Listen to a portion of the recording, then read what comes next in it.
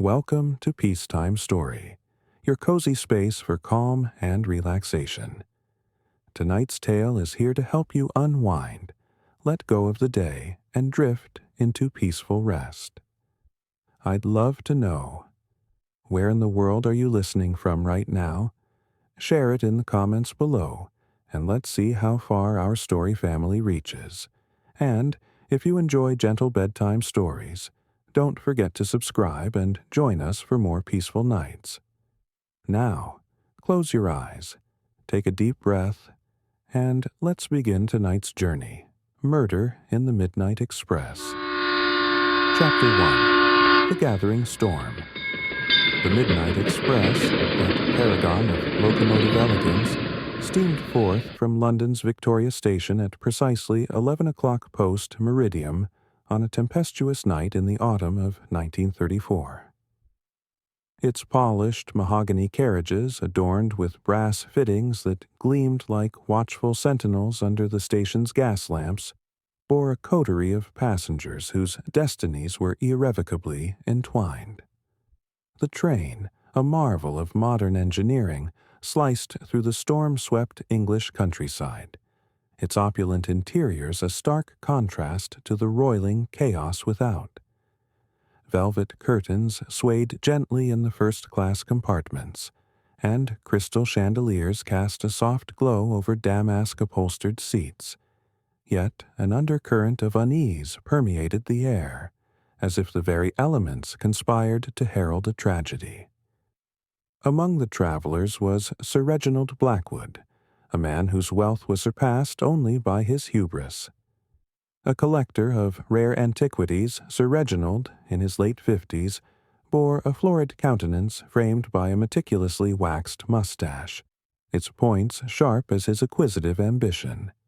His corpulent frame, clad in a tailored dinner jacket, occupied compartment A, where he guarded a valise containing a jade statuette from ancient Mesopotamia, an artifact whispered to be worth a king's ransom. His psyche was a tapestry of arrogance woven with threads of paranoia. Years of outmaneuvering rivals in the cutthroat world of antiquities had left him wary of betrayal. Tonight, his eyes darted restlessly, as if sensing the shadows of enmity closing in. Accompanying him, though in separate quarters, were 5 souls whose lives intersected his with motives veiled in secrecy. Lady Evelyn Blackwood, his wife of 20 years, was a vision of faded elegance. Tall and willowy, with raven hair swept into an impeccable chignon and eyes like storm clouds, she carried herself with the poise of a tragedienne. Her psychological profile revealed a woman suffocated by a loveless marriage, her literary aspirations stifled by Sir Reginald's dismissive cruelty. Her motive was clear, a will that promised her his fortune, including the coveted statuette upon his demise. Yet her composure, though brittle, suggested a mind too refined for brute violence, or so it seemed. Dr. Marcus Thorne, a rival antiquarian, cut a gaunt figure with wire-rimmed spectacles and lips perpetually pursed in scholarly contempt. Hitsi Daisy, sallow complexion and restless hands betrayed a mind consumed by resentment. Sir Reginald had outbid him for the Mesopotamian statuette at a London auction, a humiliation that cost Thorne his standing among peers. His motive was revenge, his psyche a crucible of intellectual pride and festering bitterness, capable of meticulous plotting. Could such a man stoop to poison, or was his disdain too lofty for such a base act? Miss Clara Voss, Sir Reginald's secretary, was a study in unobtrusive devotion. Petite, with mousy brown hair and spectacles that magnified her doe-like eyes, she moved with the quiet efficiency of one accustomed to being overlooked. Her psychological undercurrents ran deep. A secret affair with Sir Reginald, now shattered by his callous rejection, had left her heart a battlefield of love and betrayal. Her motive, Vengeance, born of a broken heart, made her a suspect, though her timid demeanor cast doubt on her capacity for murder. Colonel Harold Fitzroy, a Boer War veteran and old comrade of Sir Reginald, exuded military vigor despite his silvered hair and a scar tracing his jaw like a grim memento. His psyche was one of desperate honor, strained by a crippling debt to Sir Reginald, a loan he could not repay without ruin. His motive was financial salvation, yet his soldierly pride suggested a man who would sooner face a firing squad than resort to subterfuge. Or so he wished others to believe. Madame Isabelle Dupont, a French widow of enigmatic allure, completed the roster. Voluptuous, with kohl-lined eyes and a cascade of auburn hair beneath her veiled hat, she exuded a mystique that bordered on the theatrical. Her psychological profile hinted at a past steeped in intrigue. Rumors of blackmail and forged artifacts swirled about her.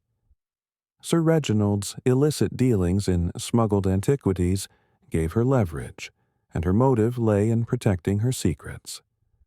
Her smile, like a crescent moon, promised both charm and danger.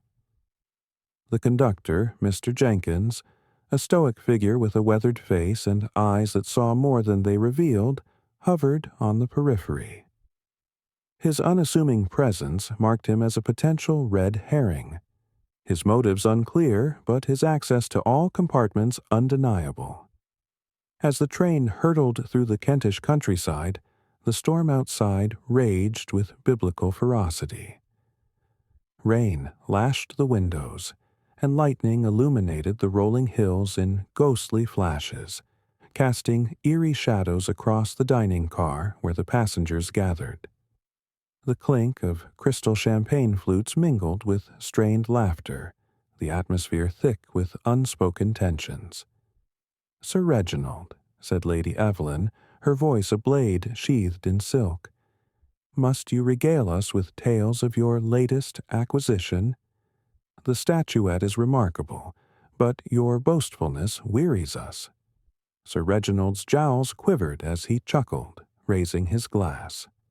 "My dear Evelyn, your envy is as predictable as the tide. Dr. Thorne, you of all people should appreciate the triumph of securing such a prize." Thorne's knuckles whitened around his flute, his eyes narrowing. "Triumph? Your methods, Blackwood, are a stain on the profession. Mark my words, such arrogance invites retribution." Miss Voss, seated at Sir Reginald's side, interjected softly, her voice trembling. "Sir, perhaps we might discuss tomorrow's itinerary instead. The hour grows late." "Nonsense," boomed Colonel Fitzroy, slapping the table with a hearty laugh. "A nightcap to old times, Reggie, to victories past and present." Madame Dupont, reclining languidly in her chair, sipped her champagne with a smile that promised secrets. "Messieurs et mesdames, the night is young, and its mysteries younger still. Who knows what truths the darkness will unveil?" The conversation dwindled, and the passengers dispersed to their compartments, the train's rhythm lulling them toward slumber. But at precisely 1:30, a scream, shrill and piercing, shattered the nocturnal hush. It emanated from compartment A, cutting through the storm's din like a clarion call. Mr. Jenkins, the conductor, was first to arrive, his lantern casting a feeble glow over the scene. Hercule Poirot, roused from his own compartment where he traveled en route to a consultation in Paris, followed swiftly. The diminutive Belgian detective, with his egg-shaped head, meticulously groomed mustache, and eyes like polished obsidian, exuded an air of unshakable calm amidst the chaos. His pin-striped suit, immaculate despite the hour, bespoke a man for whom order was paramount. "Mon Dieu," Poirot murmured, his accent a melodious cadence, "what calamity has befallen us?" Sir Reginald lay slumped against the compartment window, his face frozen in a rictus of agony, his hand clutching a half-empty glass of brandy. The acrid scent of bitter almonds hung heavy in the air. Cyanide, a poison as swift as it was merciless. The valise containing the statuette lay untouched, its lock intact, suggesting the motive was not theft. Or was it? Poirot's gaze swept the compartment, noting the details with surgical precision. A scrap of silk, torn and stained, caught in the door's hinge. A fragment of Lady Evelyn's scarf, though she would later claim it stolen. A faint smudge of mud on the carpet hinted at an intruder, yet the storm rendered such clues ambiguous. The glass bore no overt signs of tampering, but the decanter on the table gleamed with suspicion. The suspects gathered in the corridor, their faces a tableau of shock and calculation. Lady Evelyn's hands trembled, though her voice remained steady. "This is monstrous," she declared. "Who could commit such an act?" Thorne's eyes darted to the valise. "The statuette.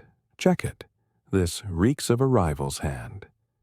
Miss Voss wept silently, her spectacles fogging with tears. He was alive mere hours ago. Colonel Fitzroy's jaw tightened. Damnable business.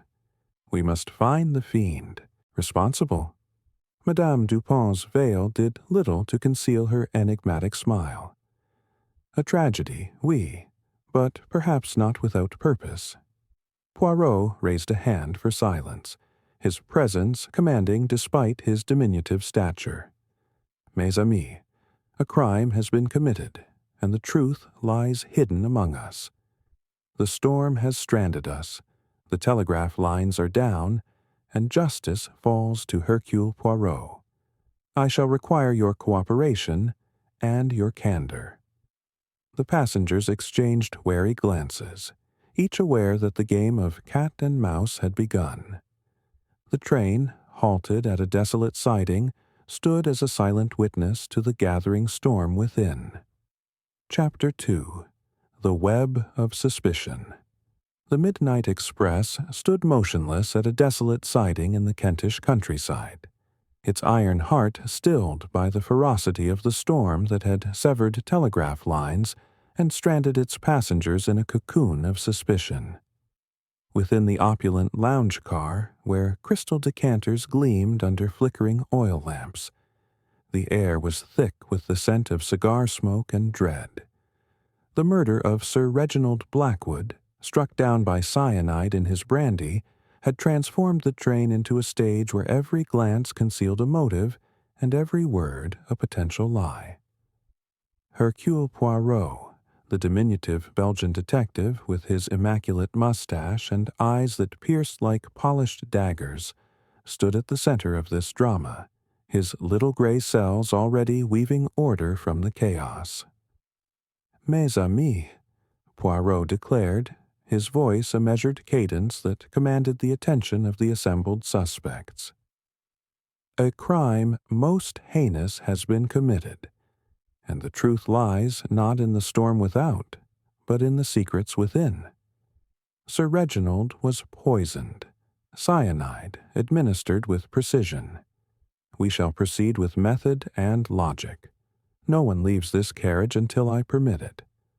The suspects, Lady Evelyn Blackwood, Dr. Marcus Thorne, Miss Clara Voss, Colonel Harold Fitzroy, and Madame Isabel Dupont, stood or sat in varying states of agitation, their faces illuminated by the lamplight like portraits in a gallery of gilt.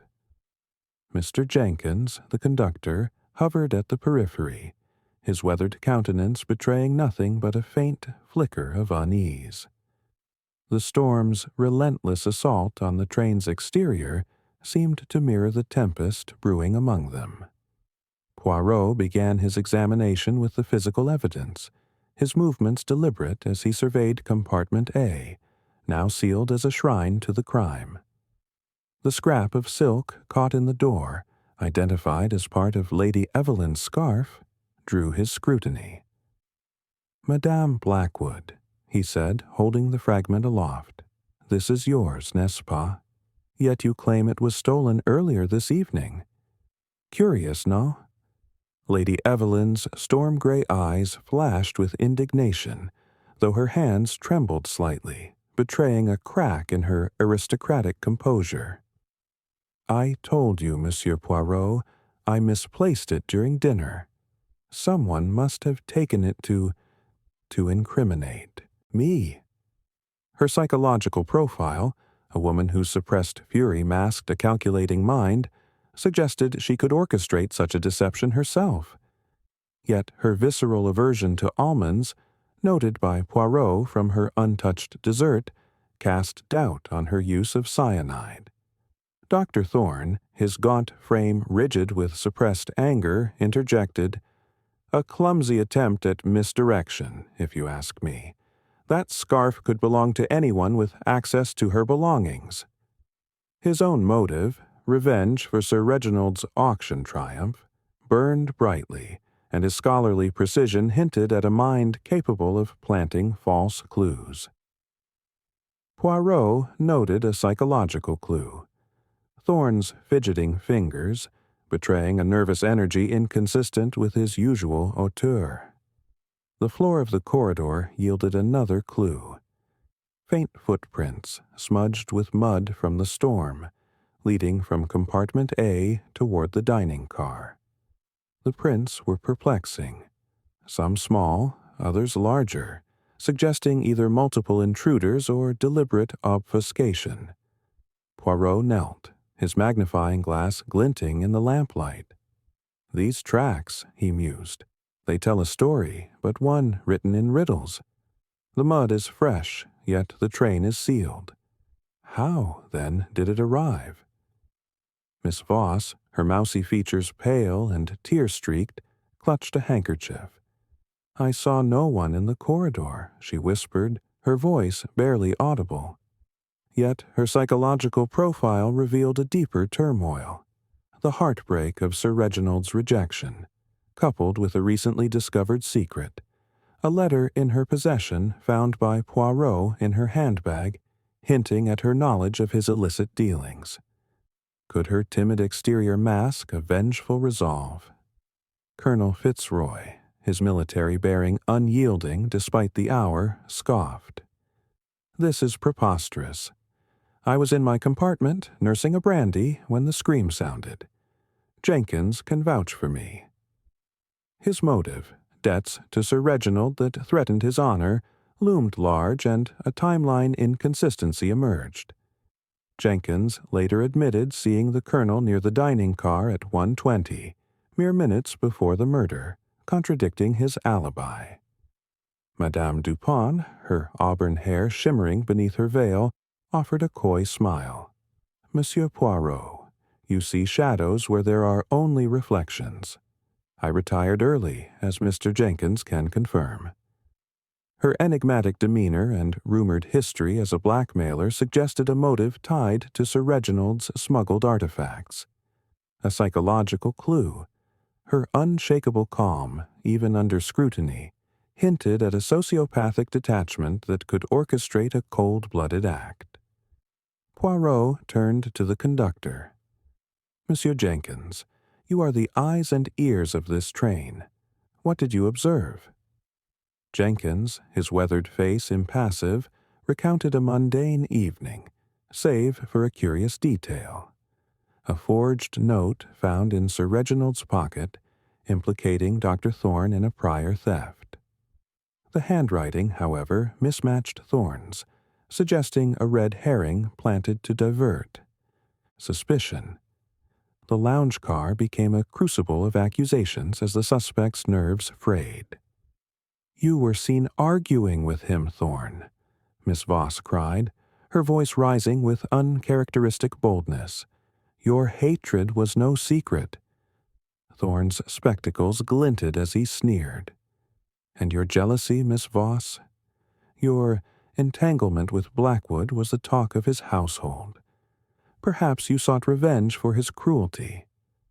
Lady Evelyn's voice cut through the din. "Enough. This squabbling profits no one. I despised my husband's philandering, but I am no murderess." Her words rang hollow, for Poirot noted a physical clue. A faint stain on her glove, possibly brandy, suggesting proximity to the poisoned glass. Colonel Fitzroy slammed a fist on the table. "This is a gentleman's train, not a den of vipers. I'll not stand accused by a pack of civilians." Yet his bluster concealed a tremor in his scarred jaw, a psychological tell of desperation. Madame Dupont leaned forward, her voice a velvet purr. "Messieurs, mesdames, let us not forget the statuette. Its value could tempt even the purest heart." Her words sowed doubt, redirecting attention to the artifact still locked in Sir Reginald's valise. Poirot's eyes gleamed as he paced, his polished shoes clicking on the hardwood floor. The evidence, it accumulates, yet it deceives. The scarf, the footprints, the note, these are threads in a tapestry of misdirection. But the mind of Hercule Poirot sees beyond the surface. The poison, it was in the brandy, yes, but who had access to the decanter? A new clue emerged. The decanter, when examined, bore a faint residue of cyanide, but only on the rim, suggesting it was added after pouring. This pointed to opportunity. Someone in the dining car during the toast, where Sir Reginald had raised his glass. All suspects had been present, yet none admitted to handling the decanter. A red herring surfaced. A second glass, untouched, bore Miss Voss's fingerprints, though she claimed only to have served Sir Reginald earlier. The timeline grew murkier. The scream, at 1:35, suggested death occurred moments before, yet the cyanide's swift action implied Sir Reginald ingested it earlier, perhaps at 1:30. Jenkins reported a brief blackout in the carriage lights at 1:25, a potential window for the killer to act unseen. This inconsistency gnawed at Poirot, who murmured, "The clock, it lies as much as the heart."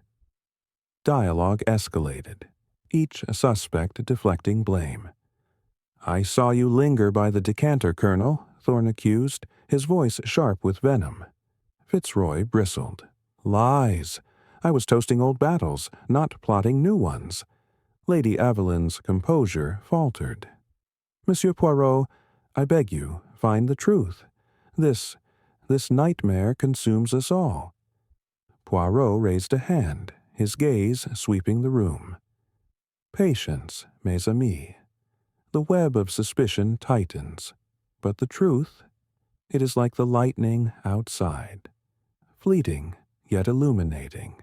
When it strikes, we shall reconvene after I examine the compartments further." As the suspects dispersed, the storm's fury seemed to echo their inner turmoil. The lounge car, with its plush seats and flickering lamps, felt like a gilded cage, trapping secrets that Poirot was determined to unravel. The rain continued its relentless assault, and in the distance a wolf's howl, or was it the wind, added a final note of foreboding. Chapter 3. Shadows of the Past. The midnight express, stranded at a forsaken siding in the storm-lashed Kentish countryside, stood as a monument to the enigma unfolding within its opulent confines. The hour approached 3 in the morning, and the lounge car, bathed in the amber glow of oil lamps, had become a crucible of suspicion. The murder of Sir Reginald Blackwood, felled by cyanide, slipped into his brandy, hung over the passengers like a spectre, each face a mask concealing truths yet to be unveiled. Hercule Poirot, his egg-shaped head tilted in contemplation and his mustache a paragon of precision, paced the hardwood floor, his polished shoes clicking in rhythm with his whirring thoughts.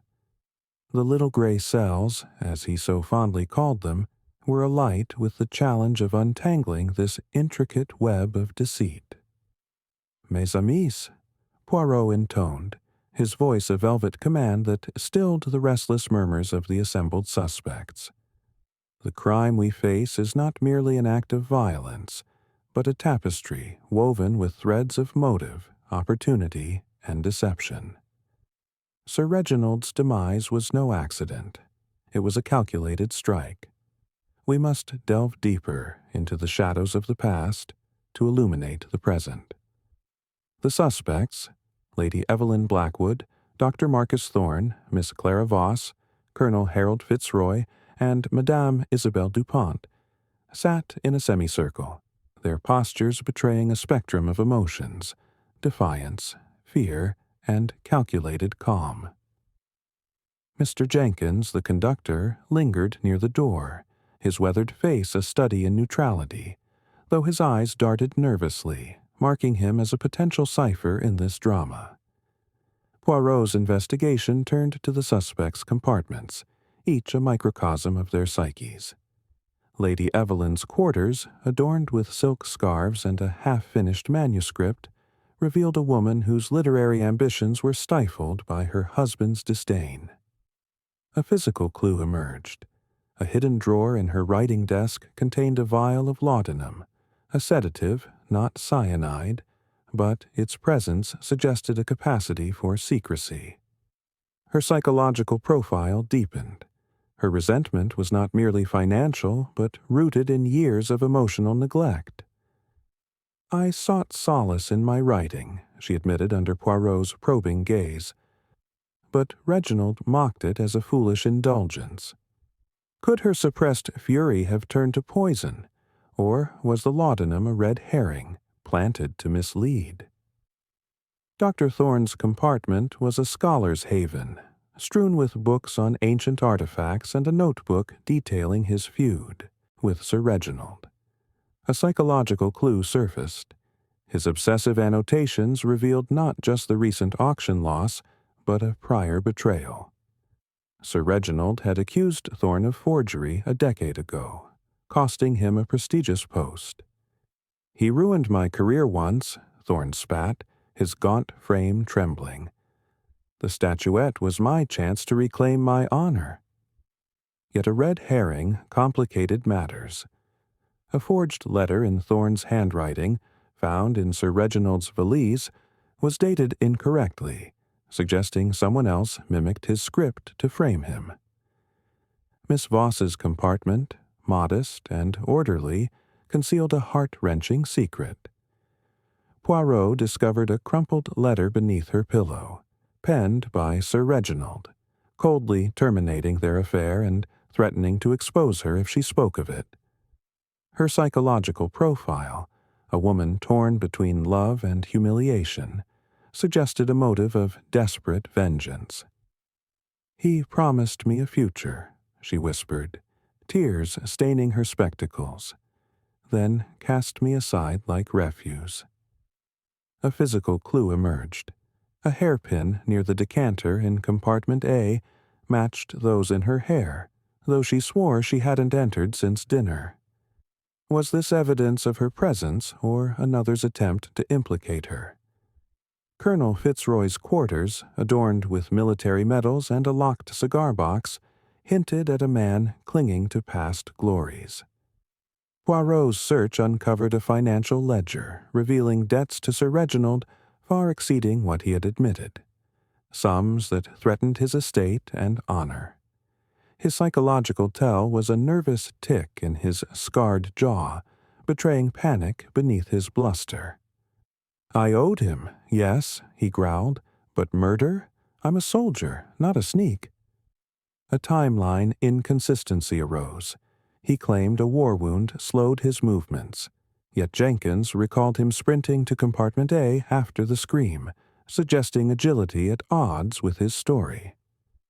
Madame Dupont's compartment was a shrine to enigma, scented with exotic perfumes and draped in velvet. A hidden pocket in her trunk revealed a coded notebook, hinting at her role as a blackmailer with knowledge of Sir Reginald's smuggled artifacts. Her motive was clear: protecting her illicit trade. Her psychological profile, calm to the point of detachment, suggested a mind capable of cold calculation. "Monsieur Poirot," she purred, her coal-lined eyes unyielding. "Secrets are my currency, not poison." Yet a physical clue complicated her claim. A trace of cyanide residue in her perfume atomizer, though she insisted it was a common chemical used in her trade. The conductor, Mr. Jenkins, offered little but his stoic presence, yet Poirot noted a discrepancy. A wad of pound notes in his pocket, far exceeding a conductor's wage. A generous tip, Jenkins claimed, but his evasive glance marked him as a potential red herring, possibly bribed to overlook a critical detail. As Poirot reconvened the suspects in the lounge, the storm's ferocity seemed to seep into their exchanges. The air was heavy with cigar smoke and suspicion, the lamplight casting long shadows that danced like specters on the paneled walls. "You accuse me of theft," Thorne snapped at Miss Voss, his spectacles glinting. "Your own indiscretions with Blackwood make you the more likely culprit." Voss recoiled, her voice breaking. "How dare you? I loved him, despite his cruelty. I would never—" "Enough," Lady Evelyn interjected, her composure fraying. "This bickering serves only to obscure the truth. I had no need to kill him. His fortune was already mine by law." Yet Poirot noted a psychological clue, her fleeting glance at the decanter, as if recalling a moment of opportunity during the toast. Colonel Fitzroy pounded the table. "This is a gentleman's carriage, not a courtroom. I demand we search the statuette. It's the key to this devilry." His insistence felt forced, a possible misdirection to shift focus from his debts. Madame Dupin's smile remained infuriatingly serene. "The statuette, oui, but perhaps the true prize is silence. Some secrets are worth killing for, nah?" Her words sowed discord, redirecting suspicion toward hidden motives. Poirot's investigation uncovered a new timeline wrinkle. The blackout at 1:25, reported by Jenkins, coincided with a flicker in the dining car lights, unnoticed by the suspects during their toast. This brief darkness offered a window for the killer to tamper with the decanter unseen. Yet the cyanide's swift action, death within minutes, meant the poison was likely added just before Sir Reginald drank at 1:30. Who had lingered near the decanter? A physical clue emerged. A smudged fingerprint on the decanter's neck, not matching any suspects but suggesting gloves, a deliberate act to avoid detection. This deepened the misdirection, as did a forged note found in Thorne's compartment, accusing Voss of theft, written in a hand mimicking Sir Reginald's. "The forger among us is clever," Poirot mused, "but not cleverer than Poirot." Dialogue grew heated, each suspect deflecting blame. "You were near the decanter, Fitzroy," Thorne accused. "I saw you refill your glass." "Lies," the colonel roared. "I was toasting Reggie's health, not plotting his demise." Miss Voss sobbed. "I only served him earlier. Someone must have tampered with it later." Poirot raised a hand, his eyes gleaming like stars in the lamplight. "The clues, they multiply, yet they obscure. The fingerprint, the note, the blackout. These are pieces of a puzzle, but the picture remains incomplete. The past, mes amis, holds the key. What secrets did Sir Reginald guard, and who among you feared their revelation?" As the suspects fell silent, the storm's wail seemed to echo their unspoken fears. The lounge car, with its plush seats and flickering light, felt like a stage where the next act of betrayal awaited. Poirot's gaze lingered on each face, knowing the truth lay buried in the shadows of their pasts. Chapter 4. The Tangled Threads. The midnight express, marooned at a desolate siding in the storm-swept Kentish countryside, stood as a gilded prison for its passengers, each ensnared in a web of suspicion spun by the murder of Sir Reginald Blackwood. The hour neared 4 in the morning, and the lounge car, with its velvet upholstery and cigar-scented air, had become a battlefield of veiled accusations and guarded secrets. Hercule Poirot, his egg-shaped head tilted and his mustache a testament to unyielding precision, stood before the assembled suspects, his obsidian eyes gleaming with the quiet fire of deduction. The cyanide that had claimed Sir Reginald's life lingered in the air, not merely in scent, but in the palpable dread that bound the group together. "Mes amis," Poirot declared, his voice a measured symphony that cut through the storm's din. "We approach the heart of this enigma. The clues multiply. Footprints, a scarf, a forged note, but they are threads in a tapestry of deceit. To unravel the truth, we must follow these threads to their source, no matter how tangled they appear." The suspects, Lady Evelyn Blackwood, Dr. Marcus Thorne, Miss Clara Voss, Colonel Harold Fitzroy, and Madame Isabelle Dupont, sat in a semicircle, their faces etched with varying shades of defiance, fear, and calculation. Mr. Jenkins, the conductor, lingered near the door, his weathered features a mask of stoicism, though his fidgeting hands hinted at secrets unspoken. The storm outside raged on, its rain lashing the windows like an accusation, while the lamplight cast long, wavering shadows that seemed to whisper of betrayal. Poirot's investigation deepened, his attention turning to the minutiae of the crime scene and the suspect's hidden pasts. He revisited compartment A, where Sir Reginald's body remained, now covered with a sheet, his face frozen in a grimace of poisoned agony. A new physical clue emerged. A brass button, embossed with a military insignia, lay half-hidden beneath the compartment's table. It matched the colonel's dress jacket, though he claimed to have lost it earlier in the evening. "A careless oversight," Fitzroy blustered, his scarred jaw twitching. "Nothing more." Yet his psychological profile, a man clinging to honor amidst financial ruin, suggested desperation could drive him to violence, or at least to planting false evidence. The muddy footprints in the corridor, noted earlier, took on new significance.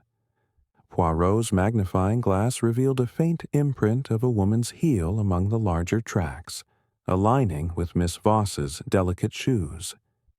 "I never entered the corridor after dinner," she protested, her voice quavering as tears welled behind her spectacles. Her psychological turmoil, heartbreak from Sir Reginald's rejection, and the shame of a terminated affair, made her a compelling suspect. Yet the hairpin found earlier seemed too convenient, a possible red herring planted to incriminate her. Lady Evelyn's composure, once impeccable, showed signs of fraying. Poirot confronted her about the laudanum vial in her compartment. "A remedy for sleeplessness," she insisted, her storm-gray eyes avoiding his. "My husband's cruelty drove me to it." A psychological clue emerged. Her manuscript, discovered in her desk, contained a passage describing a fictional poisoning eerily similar to the crime at hand. Was this mere coincidence, or evidence of a mind plotting murder through the guise of art? Her motive, inheritance and liberation from a loveless marriage, grew weightier. Yet the almond aversion noted earlier cast doubt. Dr. Thorne's bitterness took on a darker hue. Poirot uncovered a journal entry in his compartment, detailing a plan to expose Sir Reginald's smuggling at the Paris auction. A move that would have restored Thorne's reputation but risked Blackwood's wrath. "He deserved ruin," Thorne hissed, his gaunt frame trembling with suppressed rage. A new physical clue complicated matters. A trace of cyanide residue on a pen in his possession, though he claimed it was used for chemical analysis of artifacts. Was this a scholar's tool or a murderer's weapon? The forged note implicating him, with its mismatched handwriting, deepened the misdirection. Madame Dupin's enigmatic allure grew more suspect. Poirot's search of her compartment revealed a hidden compartment in her jewelry case, containing a cryptic telegram. Silence secured. Payment due. This suggested her blackmail of Sir Reginald extended beyond artifacts to personal indiscretions. Her psychological profile, calm to the point of sociopathy, made her a formidable candidate for the crime. Monsieur Poirot, she purred, her coal-lined eyes unyielding, you chase phantoms. I deal in secrets, not death. Yet the cyanide in her atomizer, though explained as a chemical agent, remained a damning clue. Mr. Jenkins, the conductor, emerged as a focal point of suspicion when Poirot discovered a timetable discrepancy. Jenkins had logged a routine check of compartment A at 1:15, yet failed to mention seeing Sir Reginald alive. An oversight, he mumbled, his weathered hands twisting nervously. The pound notes in his pocket, dismissed as a tip, now seemed like potential bribery. Was he a mere bystander or a pawn in a larger scheme? The lounge car crackled with tension as accusations flew. You lingered by the decanter, Fitzroy, Thorne snapped, his spectacles glinting with malice. Your debts made you desperate. The colonel's face reddened. Slander. I toasted Reggie's health, not his demise. You, Thorne, with your grudges, you're the one to watch. Miss Voss, her voice barely above a whisper, pointed at Lady Evelyn. You hated him, my lady. I saw you glare at him during dinner, as if you wished him dead. Lady Evelyn's lips tightened. Mind your place, girl. My grievances were private, not murderous. Her glance at the decanter, noted by Poirot, betrayed a flicker of guilt. Or was it fear? Madame Dupin's laughter, soft and melodic, cut through the din. Oh, mes amis, how quick you are to point fingers. Perhaps the statuette itself is the true culprit, tempting us all with its value. Her words redirected attention to the artifact, still locked in Sir Reginald's valise, a potential motive for all. Poirot's investigation uncovered a critical timeline wrinkle. The blackout at 1:25, reported by Jenkins, was corroborated by a passenger in a neighboring carriage who noted a flicker in the lights during the dining car toast. This brief darkness provided a window for the killer to tamper with the decanter, yet the cyanide's rapid effect suggested it was added just before Sir Reginald's fatal sip at 1:30. A new clue surfaced, a faint scratch on the decanter's base, suggesting it had been opened and resealed, a task requiring dexterity and access. All suspects had been near the decanter during the toast, but who had the opportunity to act unseen? A psychological clue emerged from the colonel's behavior. His insistence on checking the statuette seemed less about solving the crime and more about deflecting scrutiny. The artifact is the key, he bellowed, his tic more pronounced. Poirot noted this as potential misdirection, masking his financial desperation. Another red herring surfaced, a crumpled note in Miss Voss's handbag, written in Sir Reginald's hand, accusing Lady Evelyn of infidelity. I found it in his desk, Voss admitted, but I kept it to protect her. The note's authenticity was questionable, its ink slightly smudged, suggesting recent creation. Dialogue reached a fever pitch. You had access to his papers, Voss, Thorne accused. You forged that note to frame Lady Evelyn. I did no such thing, Voss sobbed, her spectacles fogging. I only wanted to shield her from his cruelty." Lady Evelyn's voice was ice. "Your loyalty is touching, Clara, but misplaced. I needed no such protection." Poirot raised a hand, his gaze sweeping the room like a lighthouse beam. "The threads of this mystery tangle, mes amis, but they begin to align. The button, the scratch, the note, these are not accidents but deliberate strokes in a portrait of deception. The killer sought to obscure, but Hercule Poirot sees through the fog. We shall reconvene at dawn, when the light may reveal what the shadows conceal." As the suspects dispersed, their footsteps heavy with dread, the storm's wail seemed to echo their inner chaos. The lounge car, its lamps flickering like dying stars, stood as a testament to the unraveling mystery. Poirot remained, his mind a whirl of clues, knowing the truth lay just beyond the next turn of the gray cells. Chapter 5. The Revelation. As dawn's first light pierced the storm clouds, casting a pallid glow through the rain-streaked windows of the midnight express, the lounge car stood as a stage for the final act of a tragedy most foul. The air, heavy with the lingering scents of cigar smoke and spilled brandy, vibrated with anticipation. Hercule Poirot, the diminutive Belgian detective with his egg-shaped head and mustache of impeccable symmetry, stood at the center of the gathered suspects, his obsidian eyes gleaming with the quiet triumph of revelation. The murder of Sir Reginald Blackwood, struck down by cyanide in his brandy, had woven a tapestry of deceit, but Poirot's little gray cells had unraveled its threads, poised now to expose the killer. "Mes amis," Poirot began, his voice a velvet thunder that commanded silence. "We have journeyed through a labyrinth of lies, where clues and shadows dance in equal measure. Sir Reginald Blackwood lies dead, poisoned by cyanide, and the truth of his demise lies not in the chaos of suspicion but in the order of logic. Tonight, Hercule Poirot shall reveal the architect of this crime.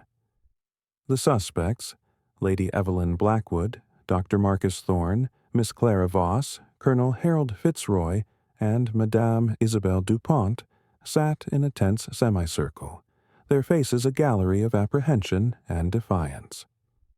Mr. Jenkins, the conductor, hovered at the door, his weathered features taut, a cipher whose role in the drama was yet to be clarified.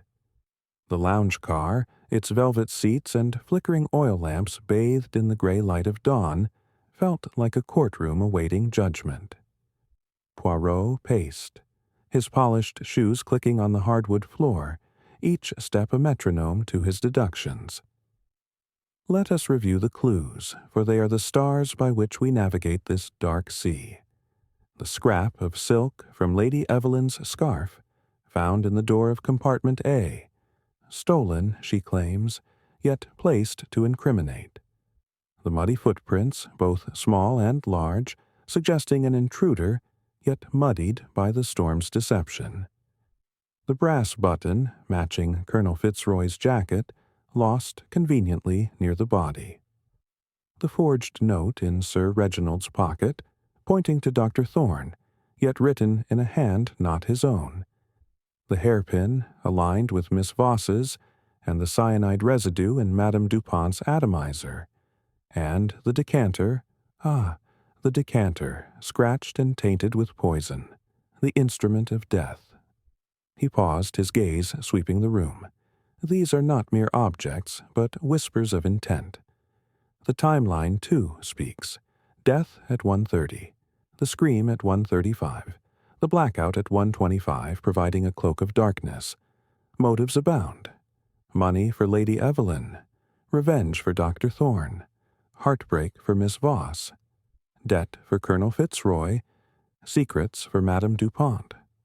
Even Monsieur Jenkins, with his suspicious wealth, plays a part in this masquerade. But who, among you, is the true culprit? Lady Evelyn's storm-gray eyes narrowed, her hands clasped tightly. Monsieur Poirot, this speculation is intolerable. I had no need to kill. His fortune was mine by right. Yet the laudanum vial and her manuscript's poisoning scene painted a darker picture, though her almond aversion cast doubt. Dr. Thorne, his gaunt frame rigid, scoffed. "You chase shadows, Poirot. My feud with Blackwood was public, but poison beneath me." The cyanide residue on his pen and his obsessive journal suggested otherwise, though the forged note muddled his guilt. Miss Voss, trembling behind her spectacles, whispered, "I loved him, despite everything. I could never."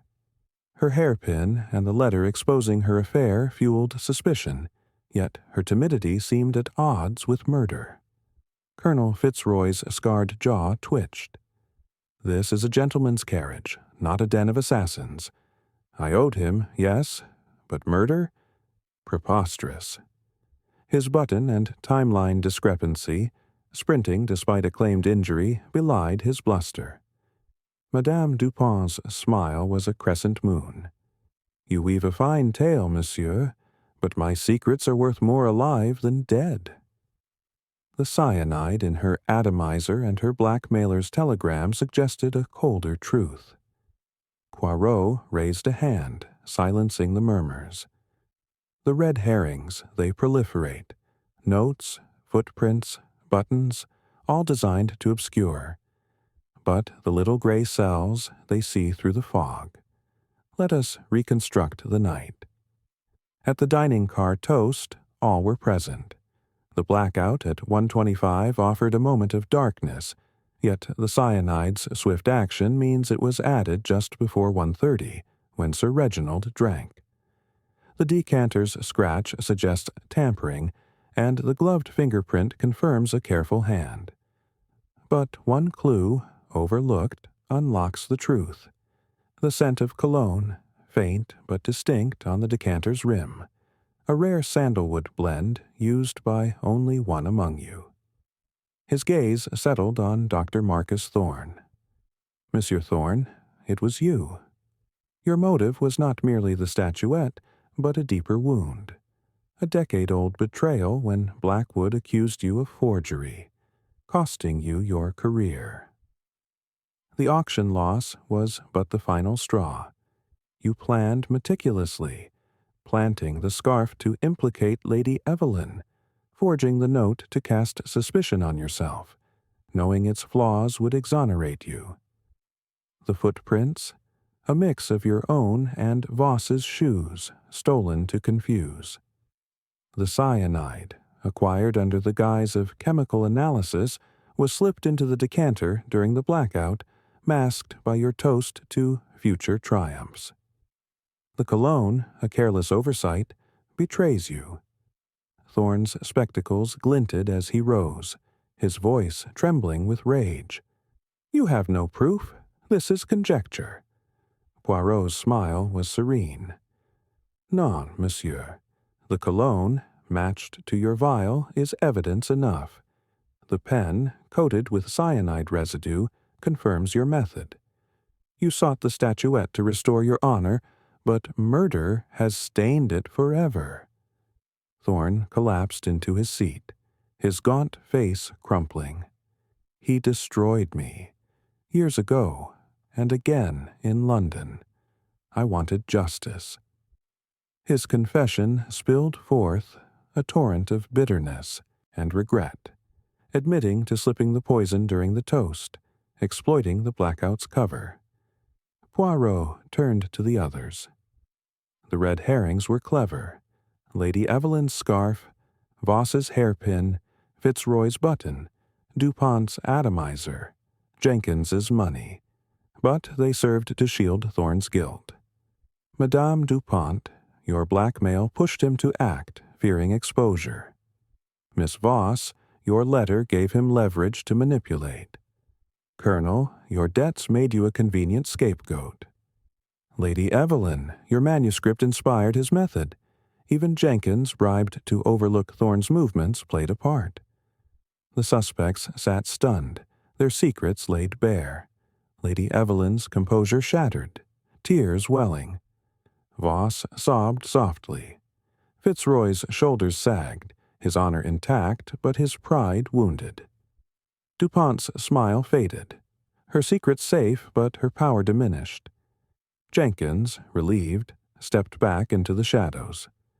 As the train's whistle sounded, signaling the storm's end and the line's repair, Poirot concluded, "Justice, mes amis, is served not by vengeance but by truth.